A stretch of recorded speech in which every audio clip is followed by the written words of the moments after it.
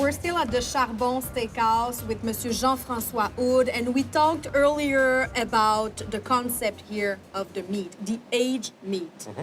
I want us to talk about the entire menu now, which starts with the appetizers, of course. Mm-hmm. We've got a large range of appetizers, about 15 of them, from vegetarian appetizers, like we've got a nice tomato plate with feta cheese and olives, to nice seafood platter, which combines shrimps, scallops, fresh scallops, crab, and lobster meat. It is very interesting that you're talking about vegetarian food, but it's a very important aspect of the restaurant. If you want to eat something light, you have a lot of varieties in the appetizers, because of course we have to mention that here it's a steakhouse, so the menu is mainly about meat. But in the appetizers, you have a large variety of vegetables and light salads too, and stuff. It's very good to know. Thanks. What do we have here? It is beautiful and huge. Look at the size of these shrimps. Yeah, the shrimps are cooked on the Himalayan salt block. And they're U10 shrimps. They're just seasoned with salt, a bit of salt and pepper, and they're cooked on the salt block. Tell me about the Himalayan salt block. It is brand new to me. I've never heard about it. What's that process? It's a process. It does the same thing as a as a pan, if you want, but it's made of salt. It's a salt block, so it gives out a bit of the saltiness. It's pure. It's a pure salt, so it's a pure rock salt. Healthy. Healthy for it's the only salt that's good for the human being. So, and we've done that research through because we're going to have a new butcher shop. Yes. Outside the restaurant, and we've done a whole wall of that Himalayan salt for the aging. Because for the aging, it gives a certain purpose, but for the cooking, I found that it could be used as a cooking method. And where do you get these blocks? Pakistan. In Pakistan? Yeah. Actually, we ordered a whole container full of 7,000 pounds of salt. What an interesting process. Yeah. It's very interesting. There are also scallops that you're serving as an appetizer? On the salt block. Yeah. Yes. And there's, we offer grilled or on the salt block. And we've got another appetizer of scallops, which is more like a coquille Saint-Jacques. Okay. Which is in white wine sauce, topped with Gruyere cheese and stuff. It's really good. And I've heard about the Parmesan fondue as well. Yeah, well, that's a classic that's been, I'd say, we've tried to recreate the classic, but in a different, I'd say, with our own soul.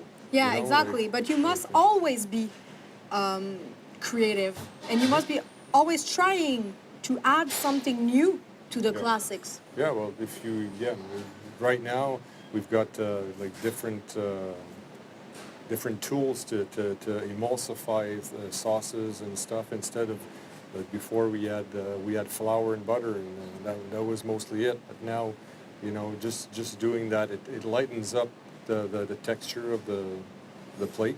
Let's say with the fondue and stuff. Yeah. We add Chardonnay in it, so you've got a nice white wine taste, and it's very, I'd say, one of the most popular appetizers on our menu. Here. Now we have to talk about something else that is very popular, and it's the meat, the famous meat. What we're going to see now is the rib steak. Yep, dry-aged rib steak. Which won the Fourchette Diamant prize. Congratulations. Can you please describe me the process behind this beautiful rib steak? Okay. As I was mentioning earlier, the dry aging the meat is to dry age it in a room, which the humidity and the temperature is controlled. We let it sit for about 30 days in our room, And then 30 days. Yeah, then you've got a natural crust that's it's being around the steak. Okay. So our butchers clean it up, and the meat inside is really good because you've a loss of humidity of about 25%. So water doesn't taste anything. It's just that the taste is increased by at least 25%. And I'd say it's a must try. It's very unique. The taste is very important, and it's there already. What do you add to this plate, for Nothing example? much. Yeah, the side dishes. It has to be quite simple. Yeah. Because Well, we want to focus on the taste of the meat. Usually we offer natural jus that goes with it. Yes. It's just beef stock with a bit of horseradish into it, and that's quite basic. But you can add the sauce you want. I mean, if you want a port wine sauce, shallot red wine, port wine foie gras sauce to add a bit of richness, which you don't really need. But, anyway. But we never know. And vegetables and starch that you got we've got like the market that's right here or across the street. So we always have seasonal vegetables and your choice of potato if you wish. There are other specialities on the menu, and I'm thinking about the ossobuco. Mm-hmm. What else can we find? Well, the ossobuco is that's another classic, but it's really well done. It's a big piece. It's a big piece of veal. It's a veal shank, which is close to about 20 ounces when it's raw, and it cooks for about 4 hours. It's really tender. Serves with this reduced jus. Yes. And that's a nice plate. We've got lots of seafood, like the Oceania plate. Got lobster tail, a lobster pawn right here, so you could choose the size of the lobster you want. And nice salmon from New Brunswick.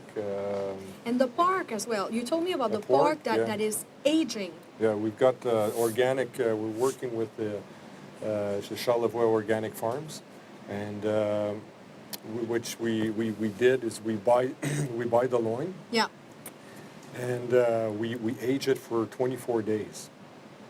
And it has a really big difference between Really? what you find elsewhere. Yeah, what's the difference? What's the main difference? Mm-hmm. And what's the main difference? The taste. The taste and the tenderness. Yeah. Because usually what you buy